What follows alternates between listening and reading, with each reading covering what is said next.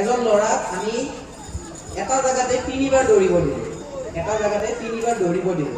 100 metre দৌৰিব লাগে এজন ল'ৰা বা এজন ছোৱালী।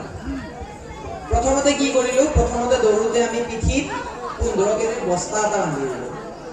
তেতিয়া কি হ'ব? দৌৰোতে অলপ কষ্ট হ'ব। 100 মিটাৰ দৌৰোতে ধৰক 1 মিনিট লাগে। নেক্সট দ্বিতীয়বাৰ সেইজন ল'ৰা বা ছোৱালীকে আমি দৌৰিব দিলোঁ। এইবাৰ দৌৰিব দিওঁতে কি কৰিলোঁ? আমি 15 কেজিৰ জেগাত 10 কেজিৰ বস্তা এটা বান্ধি দিলোঁ। এইবাৰ কি হ'ব?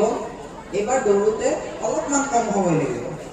ধৰক যিহেতু কষ্ট কম আছে, আগতে যদি 1 মিনিট লাগিছিল, এইবাৰ ধৰক 30 ছেকেণ্ডত পাই যাব। আৰু শেষৰ বাৰত আমি একো দিয়া নাই, একো বান্ধি দিয়া নাই, খালি ল'ৰা বা ছোৱালীটোক দৌৰিব দিছোঁ। তেতিয়া কি হ'ব? তেতিয়া সকলোতে একদম চবতকৈ সোনকালে হৈ যাব। এতিয়া কথাটো কিয় ক'লো বুজিছেনে?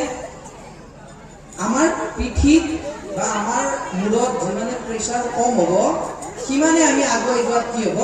সহজ হ'ব। সিমানে আমি সোনকালে আগুৱাই যাব পাৰিম। এনেকৈ সিহঁতক বস্তুটো দেখুৱাওক যে বস্তুটো বেছি কষ্টৰ বস্তু নহয়, চেষ্টা কৰিলে পাৰিব। যদি চেষ্টাই নকৰে কেনেকৈ পাৰিব?